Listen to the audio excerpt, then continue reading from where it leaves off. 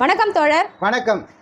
தன்னுடைய ஜாதி தான் பெருசு அப்படின்னு சொல்லிட்டு பல ஜாதி ஆணவ கொலைகள் சமீப காலமாக நடந்து கொண்டிருக்கு.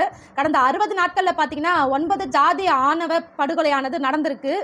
மயிலாடுதுறை மாவட்டம் தரங்கம்பாடி அருகே இருக்க புதுப்பாளையம் மற்றும் சாத்தங்குடி கிராமத்தில் வெவ்வேறு சமூகத்தை சேர்ந்த பார்த்திபன் வயது 19, கார்த்திகா வயது 17 2 பேரும் 30/6/2026 அன்னைக்கு தூக்கில் சடலமாக கண்டெடுக்கப்பட்டாங்க.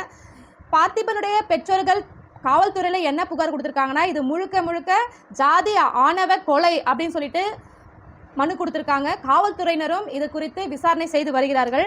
இது போன்று பல ஆணவ கொலை நடந்து கொண்டிருக்கிறது. போன ஆட்சியில் தமிழக அரசுக்கிட்ட இந்த தனி சட்டம் இயக்கணும்னு சொல்லிட்டு கோரிக்கைகள் விடுத்தாங்க.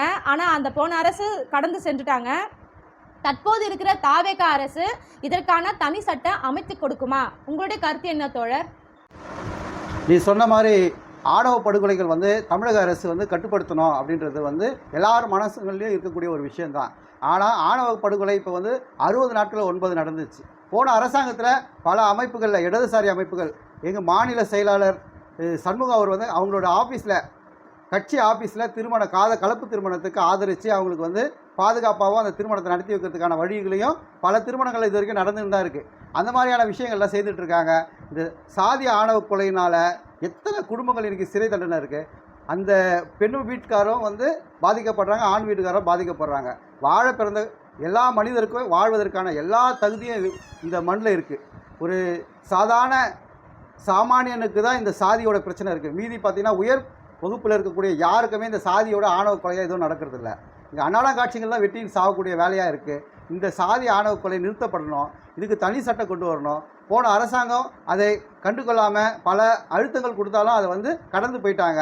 இந்த அரசாங்கம் மக்களுக்கான அரசாங்கம், மாற்றத்திற்கான அரசாங்கம், மக்களை முன்னிறுத்தக்கூடிய அரசாங்கம், மக்களுக்காக தான் இந்த அரசாங்கம் சொல்லக்கூடிய முதலமைச்சர் இந்த அரசாங்கத்தை வலியுறுத்தி இந்த தனி சட்டத்தை கொண்டு வரணும். இப்போ இருக்கக்கூடிய அமைச்சர் வன்னியரசு, விசிகாவில் இருக்கக்கூடிய அமைச்சர் அவர் இதுக்கு முயற்சி பண்ணுறாரு. அதற்கு போதுமான ஆதரவு இல்லைன்ற மாதிரியான ஒரு செய்தியெல்லாம் வருது. ஆனால் இதற்கு இடதுசாரிகள் மற்ற முற்போக்கு அமைப்புகள் இது பல ஆண்டுகளாக இதை போராடிட்டு இருக்காங்க. இதுக்கு கடுமையான சட்டங்கள் கொண்டு இந்த கலப்பு திருமணத்துக்கு அரசாங்கம் பாதுகாப்பாக இருக்கணும். இந்த திருமணம் பண்ணவங்களுக்கு பாதுகாப்பும் கொடுக்கணும். அதுக்கு ஒரு தனி சட்டங்கள் கடுமையாக கொண்டு மக்கள் மனதில் இருக்கக்கூடிய இந்த சாதின்ற பேயை ஓட்டியே ஆகணும். அப்படி இல்லைன்னா இந்த நாட்டில் மக்களுக்கு ஏகப்பட்ட பிரச்சனைகளை தான் இருக்கும். எப்படி பார்க்க வேண்டியதுன்னா, சாதின்றது ஒரு மனநோய் தான். அதனால் ஒரு 10 பைசாவுக்கு பிரயோஜனம் கிடையாது.